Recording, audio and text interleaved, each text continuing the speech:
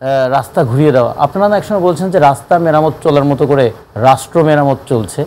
তো রাষ্ট্র মেরামতের চাইতেও অনেক ধরনের কেরামতি আপনারা দেখানোর চেষ্টা করছেন কেন? কিন্তু অনেকেই আছে মনে হচ্ছে রাবার দিয়ে অতীতের সমস্ত কিছু মুছে দিয়ে নিজেরাই সব, আমরাই করেছি, আমরা ছাড়া আর কেউ নাই, এই অ্যাটিটিউডটা যে শো করছেন বছরের শেষ দিনে খুব দুঃখের সঙ্গে আমাদের বলতে হয় অতীতের অনেক বড় অর্জন অহমিকার কাছে হারিয়ে গেছে। এই আন্দোলনে মানুষের ক্রোধ যত ছিল, ক্ষোভ যত ছিল, আন্দোলনকে একটা গণতান্ত্রিক সংস্কারের পথে নিয়ে যাওয়ার ক্ষেত্রে সেই রকম প্রস্তুতিটা তাদের ছিল না। আজকের ঘটনা তো শুধু আজকে না, যে কোনো ঘটনার একটা সূত্রপাত থাকে, ঘটনার একটা পরিণতিও থাকে। যেমন যে কোনো আন্দোলনের পূর্ব প্রস্তুতি থাকে, আন্দোলনের সাফল্য থাকে, এবং সাফল্যের পরদিন থেকে আন্দোলনকারীদের কিন্তু জবাবদিহি করতে হয়।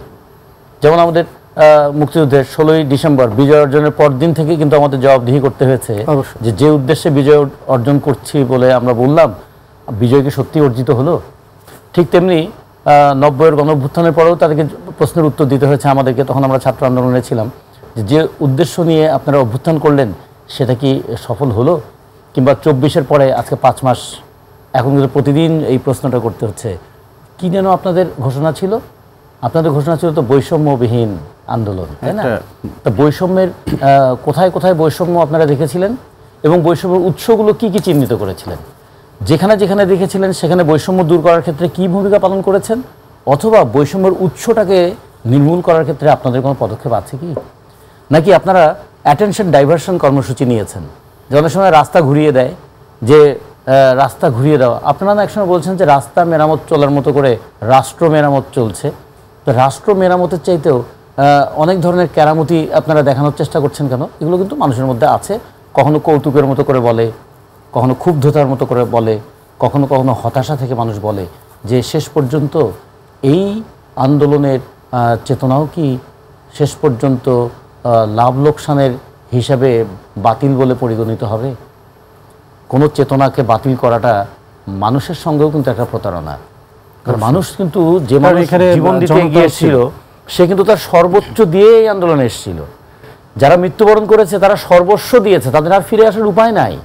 যে ছেলেটা চোখ হারিয়েছে তার চোখ ফিরে পাওয়ার উপায় নাই, যে ছেলেটা পা হারিয়েছে সে তার পা আর ফিরে পাবে না, যে শরীরে সহস্র বুলেটের পিলেটের ক্ষতচিহ্ন নিয়ে ঘুরছে সে কিন্তু তার জীবন থেকে এই জিনিসটাকে মুছে ফেলতে পারবে না। কিন্তু অনেকেই আছে মনে হচ্ছে রাবার দিয়ে অতীতের সমস্ত কিছু মুছে দিয়ে নিজেরাই সব, আমরাই করেছি, আমরা ছাড়া আর কেউ নাই, এই অ্যাটিটিউডটা যে শো করছেন বছরের শেষ দিনে খুব দুঃখের সঙ্গে আমাদের বলতে হয় অতীতের অনেক বড় অর্জন অহমিকার কাছে হারিয়ে গেছে। এবার যেন সেই জায়গাটা না হয়। এখন যদি বলি আজকে মার্চ ফর ইউনিটি ছিল,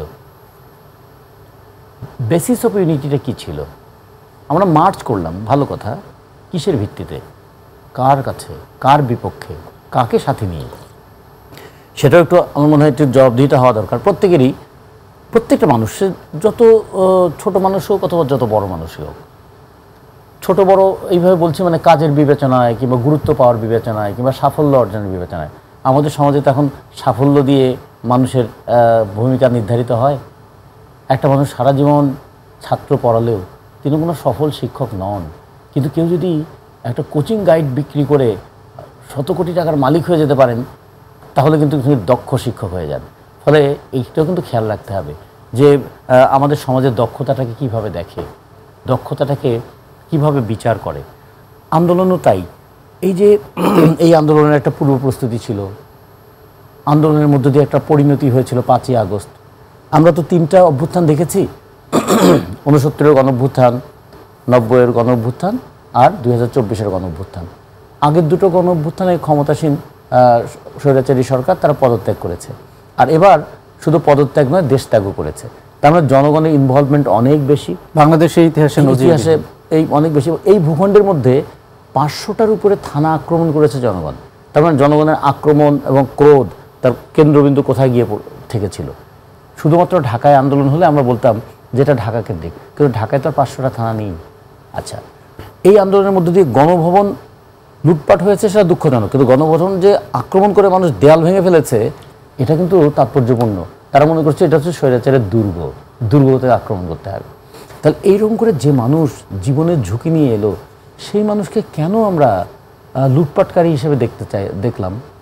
সে তো যখন জীবন দিতে গিয়েছিল তখন তো লুটপাটের উদ্দেশ্যে পুলিশের সামনে দাঁড়ায় নাই, কিন্তু পরেই সে আবার লুটের সামগ্রী তার হাতে দেখছি কেন?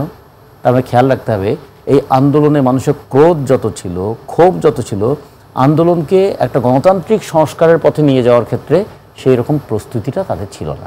ফলে সেটা তাদের একটু বিবেচনা করা উচিত এবং সেই ক্ষেত্রে রাজনৈতিক দলের ভূমিকাগুলোকেও তাদেরকে বিবেচনায় নেওয়া উচিত।